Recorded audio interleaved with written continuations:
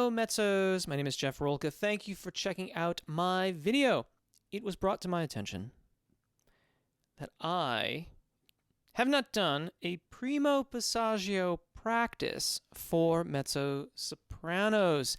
I believed that I had included it in the comprehensive warm-up, and I kind of allude to it, and there's exercises that are focused in that area, but it pays to be very, very straightforward with these things. So I have got here for you some practices for the Primo Passaggio.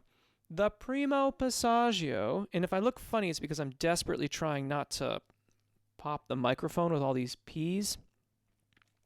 The Primo Passaggio for mezzo sopranos is usually around the F that is above middle C. It may be a little bit on the high side, a little bit on the low side. Everyone's a little bit different, so in the general vicinity of that F, you will have a registration event that goes from your thyroarytenoid dominant singing voice or chest voice into the middle voice range, the lower middle voice to be specific. If you haven't practiced that, it can be kind of tricky, and especially if you have formerly sung with a very kind of cricothyroid dominant sound in the middle voice range, it can be really tricky. This is a must-do if you are singing popular genres. You have to be able to make that transition, particularly because a lot of those mezzo parts are going to extend down at least to here, and sometimes even here, potentially even there.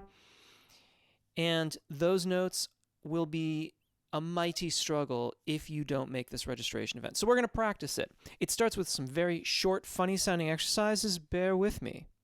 These funny sounds are intentional, and I want to encourage you to try to emulate them. For starters, we're starting here with this perfect fifth. You. You'll notice how hollow and empty that top note sounds. I'd like you to try to emulate that. Notice what it isn't, however, too. It is not airy, right? I did not sing you, where it's very whispery. You. This is important because with that hollow sound, we have closure of the vocal fold adduction. This is necessary to make a smooth transition. Try it. And let's try it one more time. Now, try it with we. You will notice that the E for the G natural is heavily modified. For me, this is above my secondo passaggio, that G. For you, you're going to modify it, but not quite so much. Think of it as a bit of an eh sound. We. It's a little hint of E in there, but not much. And again. If you have been successful and you are consistently using the right mode of phonation, you can move on to the next exercise. It is a descending arpeggio. It sounds like this. You.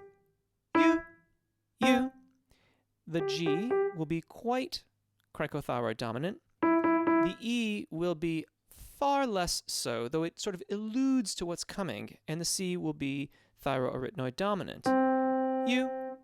If you have questions about that, start there with an E sound. We. Try that.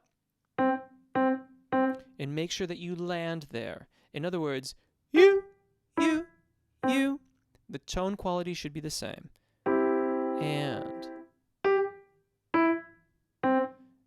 And then here,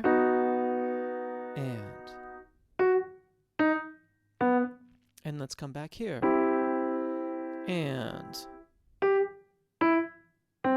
now let's try these with we. And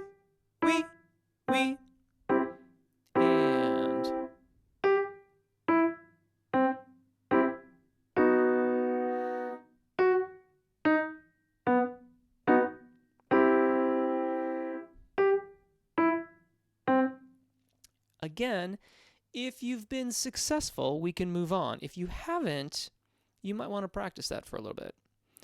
If you've been successful, though, we can go back up. You, you, you, you, you. And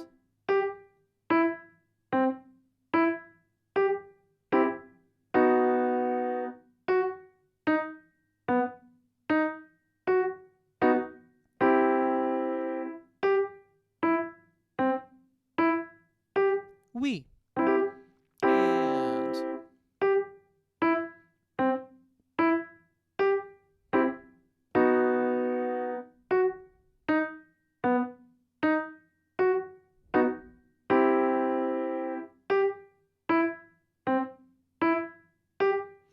now, once again, if you've been successful, we can move on.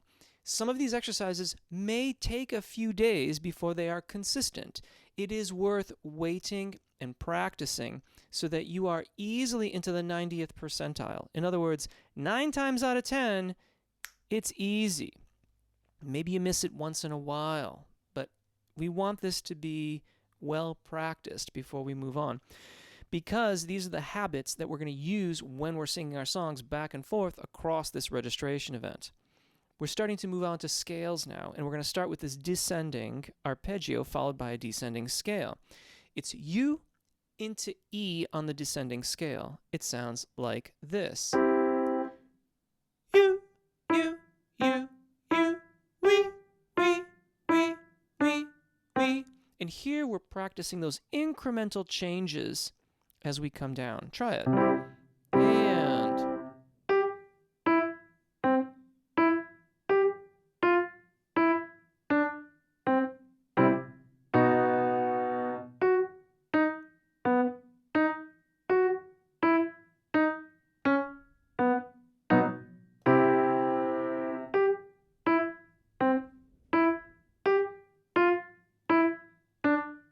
And now all with we. We, we, we, we, we, we, we, we, we. And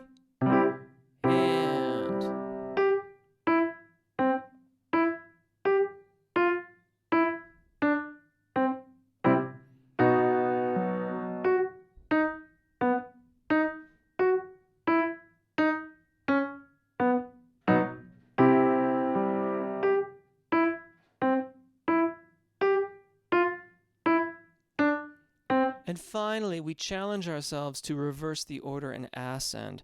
Sounds like this. This is all we. And I'm going to start here. So will you, for that matter, too. We, we, we, we, and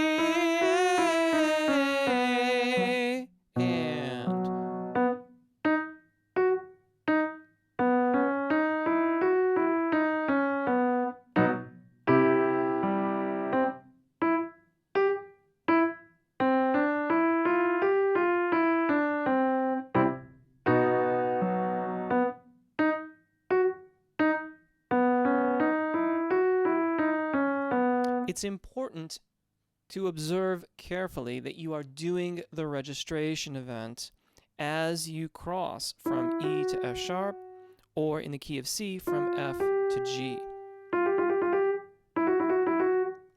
We really want to make sure that we're doing the transition. If you have belted in the past, it may take some time to learn to do this a different way. That's why all of the previous exercises start from the top and come down. They sort of circumvent the habit that you may have developed on ascending phrases of belting it out. So this is the first exercise where we're really starting from the bottom and ascending to it. Let's do it again. Let's use A and Ah, though, on the scale. So to sound like this. We, we, we, we, and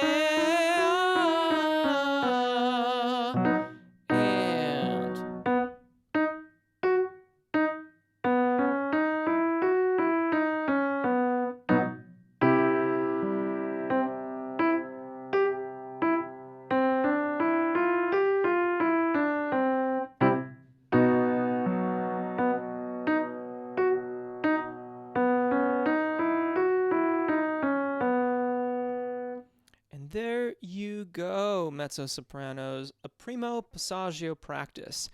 Take it in stride, take it in parts. Again, if you've belted in the past or pushed past this transition, it is likely that it will take some time to relearn how to navigate this area of your voice.